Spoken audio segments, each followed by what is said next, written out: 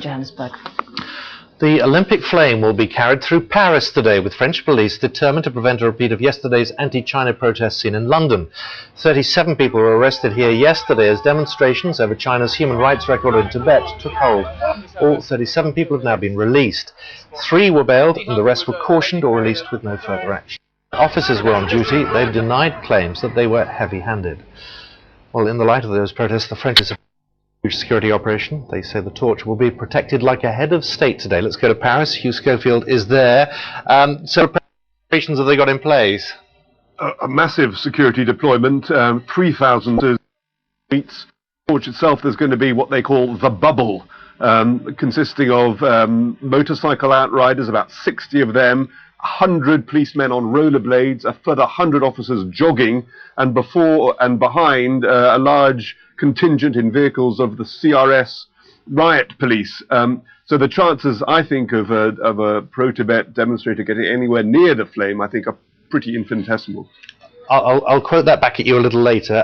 In terms of President Sarkozy, I mean, he's said he may not attend the opening Olympic ceremony in Beijing, which is sort of fuel to this whole fire, isn't it?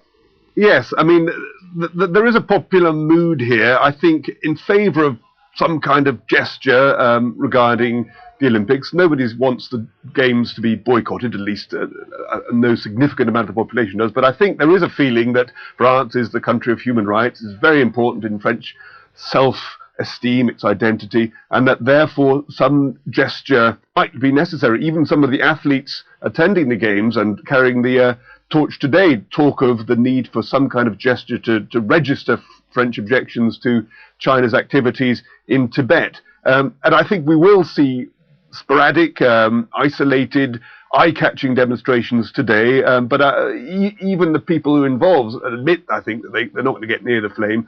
They just want to put on record, get seen, be seen. Sure, there is some kind of PR pressure on China, and that it's not just going to reap the rewards of using Paris as a showcase for its own games later this year. And in terms of the procession itself, I mean, who's carrying the torch?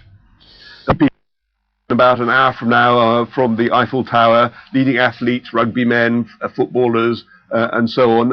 And it goes down this very touristic route across the middle of Paris. Of course, the idea when it was conceived was that it was be a great advertisement for the Games and so on.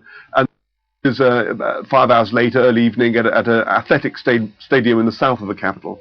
Hugh, more from you later. For now, thank you very much for that.